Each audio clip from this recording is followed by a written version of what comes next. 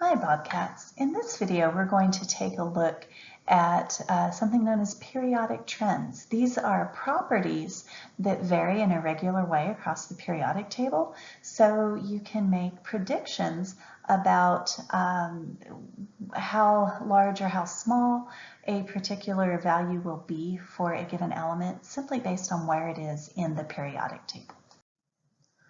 Our objectives are to explain why certain properties of atoms, such as ionization energy or atomic radius, show a trend across the periodic table, and then to actually identify what those trends are for atomic radius, ionization energy, and electron affinity. There also is a sort of related trend with ionic radius, and we'll look at that one as well. One of my colleagues suggested this video as a good video on periodic trends. So I'm going to ask you to pause this video and jump over to this other person's video. The remaining slides that I have in this presentation will summarize these trends, but I'm going to leave the explaining part up to this guy. So the first one of these trends is atomic radius, which is simply defined as how large an atom is in terms of if you were to envision the atom as being a sphere, what would the radius of that sphere be? The general trend with atomic radius is that as you move down a group, the atoms get bigger because that last electron is going into a larger orbital. And then it decreases as you move from left to right because the effective nuclear charge increases as you go from left to right, and having a bigger nuclear charge contracts the electrons in closer to the nucleus.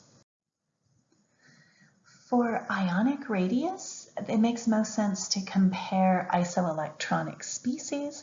So if we're looking at the ions that are isoelectronic with neon, we would be looking at N-3, O-2, F-1, and then on the positive side, sodium with a +1, magnesium with a +2, and aluminum with a +3. Electrons repel each other, so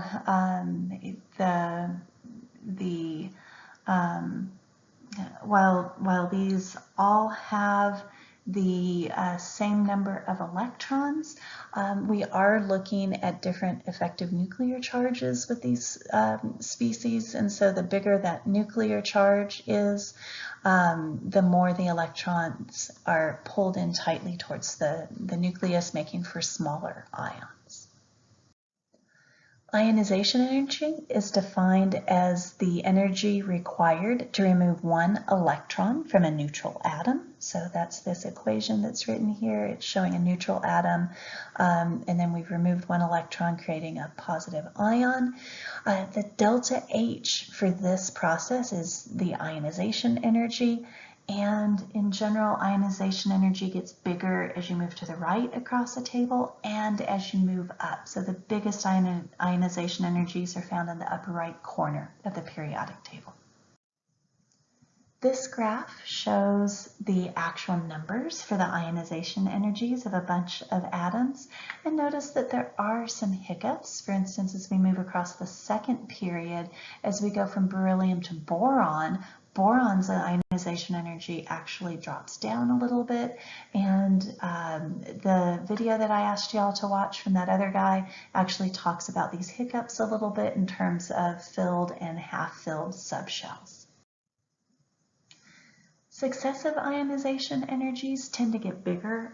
Successive ionization energies mean that you are taking away more than one electron. So the first ionization energy for something is delta H for this process, but then, so that would be the first ionization energy, but the second ionization energy would be taking this guy and stealing one more electron away from it, so that we get the +2 ion plus another electron as we rip that away.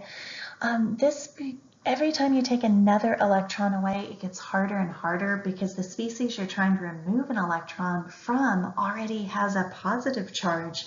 And so you have to fight against that positive charge to remove that negative charge.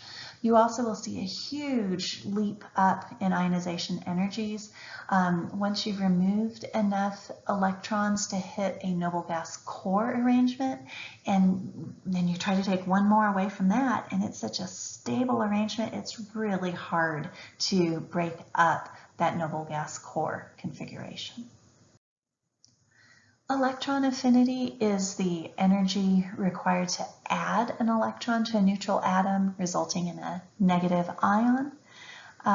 Electron affinity increases generally as you move to the right across a period and as you move up a group. To try to wrap up these periodic trends, I marked in each corner of the periodic table where the periodic trends get biggest. So down here in the lower left corner, we've got atomic radius. So for instance, francium is going to have a bigger atomic radius than oxygen, which is way up here because the biggest atomic radius is down here at this corner. But all the other periodic properties get bigger in the upper right corner. So if I asked which one of these elements has a bigger ionization energy, oxygen or francium, you would answer oxygen. There'd also be oxygen for the larger electron affinity or electronegativity.